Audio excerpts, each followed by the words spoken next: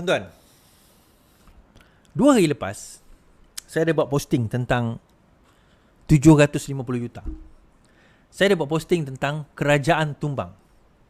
And, Jumaat yang lalu ada blogger Papa Gomo mengatakan bahawa 22 hari bulan iaitu hari Jumaat, dia buat posting tu 21 hari bulan. 22 hari bulan kerajaan akan tumbang dan Perdana Menteri baru akan angkat sumpah. Dia letak posting tu pukul 4.30 pagi. Dia masalahnya adalah dia berlaku kerana diorang dapat maklumat sejumlah duit telah pun dia bawa masuk ke dalam negara dan telah dioferkan kepada ahli parlimen kerajaan. Baik, jumlah duit itu bukan yang 750 juta ni, bukan. Ini adalah jumlah yang kedua yang nak dikatakan dibawa masuk 2 hari lepas. Jumlah yang pertama dia bawah sikit daripada jumlah ni. Saya tak tahu exactly berapa, tapi dia bawah sikit. Dia begini ni macam cerita dia.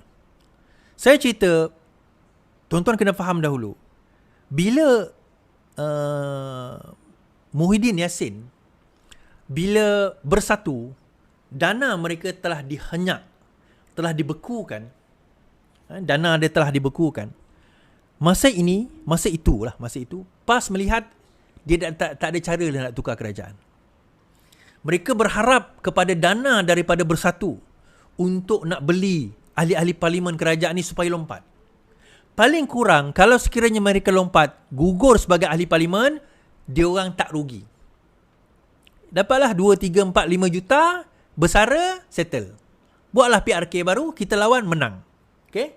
Itu pada anggapan mereka pada awal. Tetapi kena dana ataupun harta ataupun akaun bersatu di-freeze. So PAS masa tu jam. Kalau tuan-tuan perasan, selepas itu mereka terus berjumpa dengan siapa? Tun Mahathir. Now, mereka berjumpa dengan Tun Mahathir ni bukan dengan tidak sengaja. Dia memang sengaja. Sengajanya adalah dengan apa? Dengan offer. Offernya, Tun Mahathir, bukan dia lah Tun Mahathir ni, bukan dia duit. Tun Mahathir akan berjumlah hampir 1 bilion ringgit.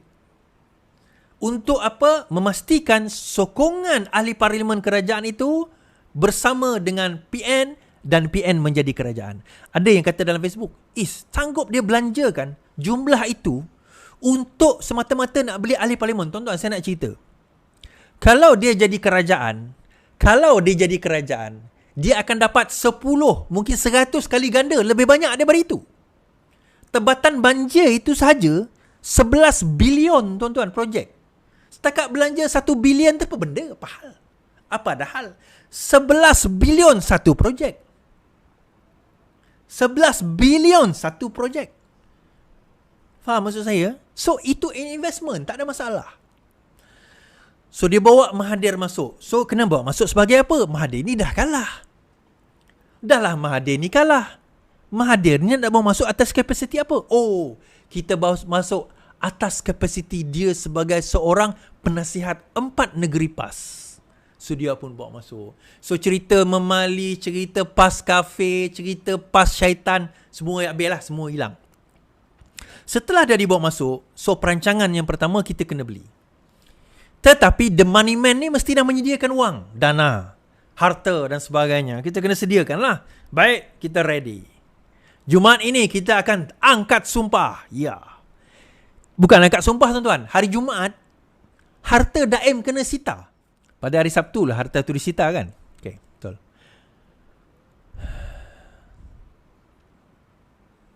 Okay. Right. Pada hari 5 hari lepas, bangunan tersebut telah disita. Okay. Bangunan itu telah disita.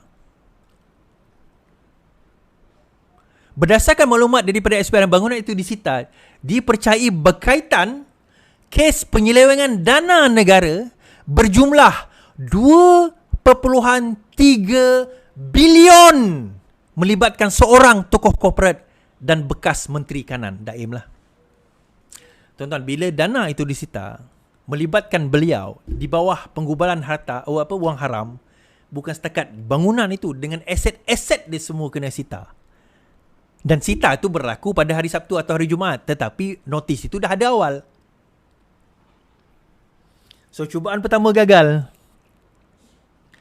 Cubaan yang kedua, hari Isnin atau Selasa, saya dapat maklumat bahawa mereka nak bawa pula secara cash 750 juta ringgit atau lebih kurang 140 juta euro ke dalam negara kita melalui bantuan seseorang yang sekarang ini berada di UK menggunakan nama Raja.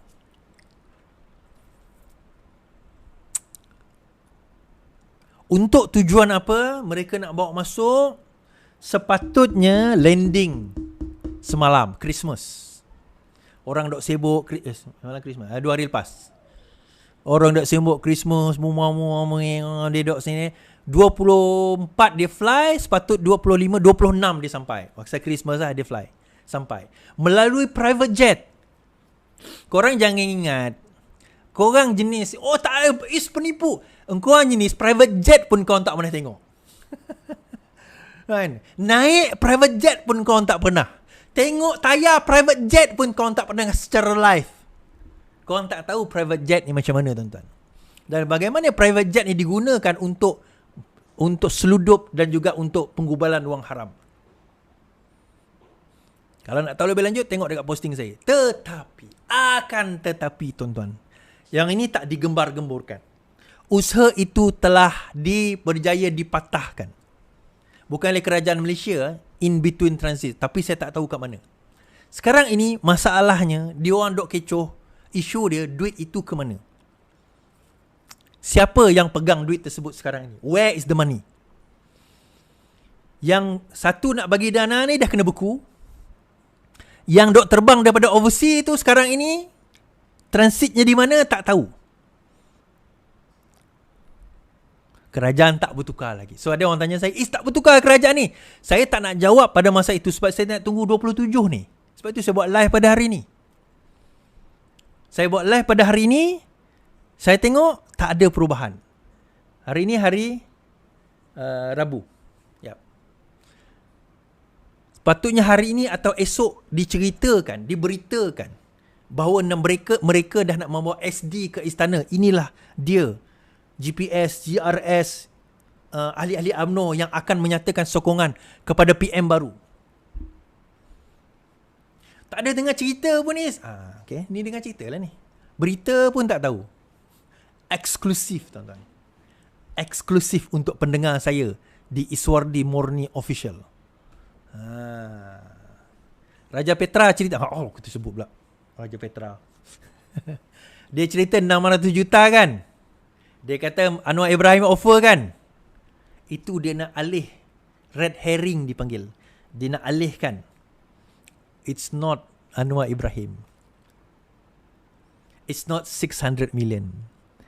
It's 750 million ringgit. Jangan buat-buat tak tahu. Sebab itu kenapa ini yang Tun cakap pada hari ini, tuan-tuan. Saya tutup dengan benda ni. Tiba-tiba Tun keluar benda ni. Semua Tun perlu disiasat. Jika gagal, jelaskan sita harta mereka. Bekas Perdana Menteri Datuk Mahathir, Dr. Mahathir memang terkenal dengan kenyataan sinis dan sindiran yang tajam lagi pedas. Terbaru, Mahathir memperli pihak berkuasa sambil menggesa kerajaan menahan reman semua mereka yang memegang gelaran Tun, termasuk dirinya, jika tidak mendedahkan sumber kekayaan mereka. Kenyataan itu setelah SPRM melancarkan siasatan terhadap bekas Menteri Keuangan Daim, juga bergelar Tun dan adalah sekutu rapat Mahathir.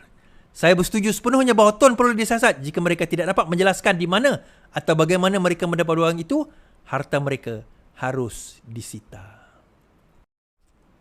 Saya kata tunggak kepada Mahathir adalah Daim.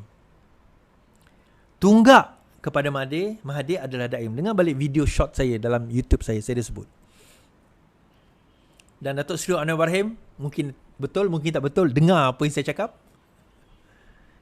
So dia attack kat situ. No, kenapa tak tangkap Tun Is? Kenapa tak tangkap Tun? Sabar. Kadang-kadang tuan-tuan, kalau tuan-tuan ni bukan jenis penjerat, tukang penjerat, tukang, tahu tak, yang tukang pasang jerat, tangkap. Saya dulu, saya suka cakap tangkap burung wak-wak. Burung wak-wak dekat dalam hutan. Saya pasang jerat burung wak-wak.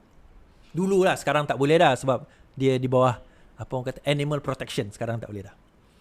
Kita kena pasang tu, kita kena sabar. Dan kita kena tunggu dia salah langkah. Sebab itu ada pepatah Melayu mengatakan, pelanduk selalu lupakan jerat, tetapi jerat tidak pernah lupakan pelanduk.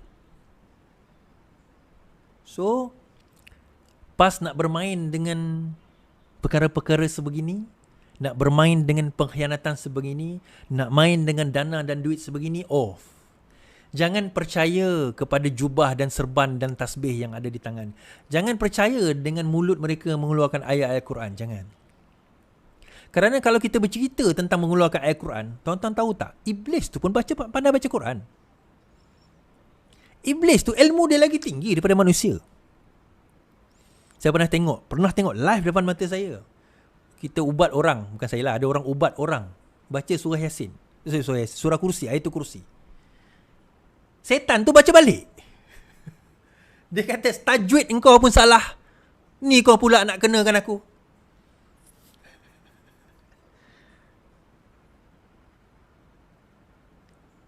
Terima kasih 10,000 yang menonton kita, 11,000 yang menonton kita pada malam ini. Kita jumpa lagi insyaAllah. Selamat malam, selamat beristirahat. Yang penting, lawan tetap.